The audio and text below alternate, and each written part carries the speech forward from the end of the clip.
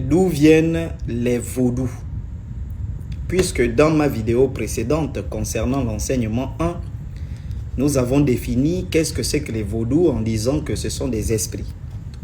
Mais d'où viennent-ils ces esprits? Alors, à mon avis, c'est mon avis, que les grands prêtres du vaudou m'excusent si je commets une erreur. Je ne suis qu'un théoricien et je fais de mon mieux pour vulgariser nos traditions, notre ancestralité, notre spiritualité.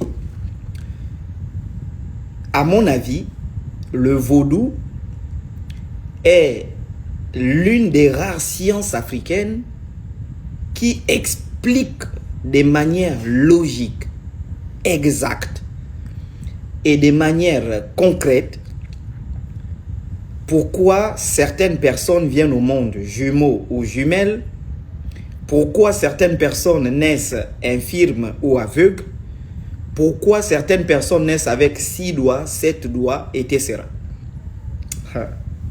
Moi, j'aime ça. J'aime la spiritualité africaine. Elle est tellement logique, et tellement scientifique, tellement profonde. Alors, d'où viennent les vaudous? Dans la science qu'on appelle le vaudou, il y a une cosmogonie qui structure les divinités dans le monde. Et donc, dans cette cosmogonie, il y a un dieu suprême qu'on appelle Olodumare. Dans d'autres régions, on va l'appeler Olun. Dans d'autres régions, on va l'appeler Maolisa, qui est un dieu androgyne, à la fois homme, à la fois femelle. Et où se trouve cette divinité suprême? Elle se trouve au fin fond de la terre.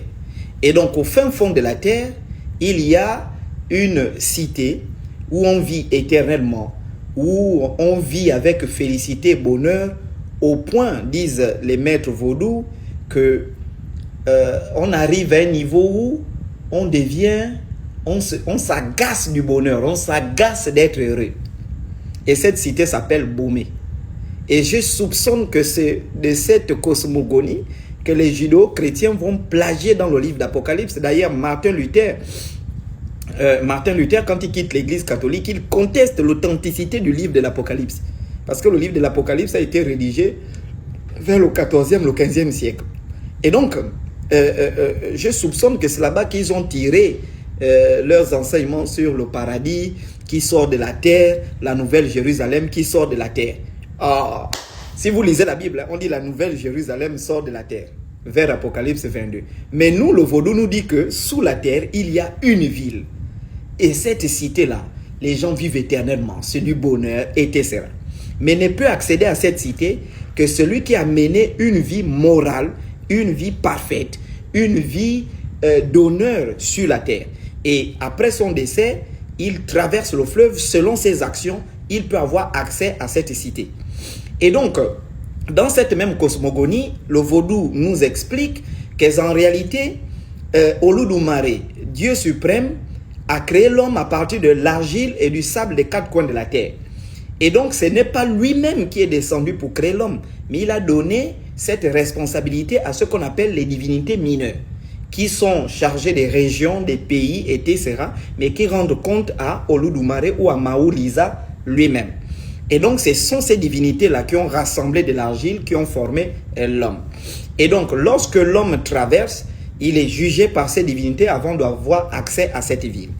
Et alors, la science vaudou nous explique en réalité que d'où viennent les vaudous. Parce que les vaudous, ce sont des esprits qui ne vont pas pouvoir trouver des corps, mais qui vont venir se poser sur la tête des gens qui ont une destinée, soit dans la vision, soit dans la guérison, soit en tout cas tout ce qui est bien pour l'humanité. Alors, ces vaudous-là, ce sont des esprits qui sont dans la ville qu'on appelle Bomé. Et lorsque Olodumare donne l'ordre de traverser le fleuve, le vaudou nous explique que une sensation, une envie de vie rentre en eux et ils commencent le grand départ.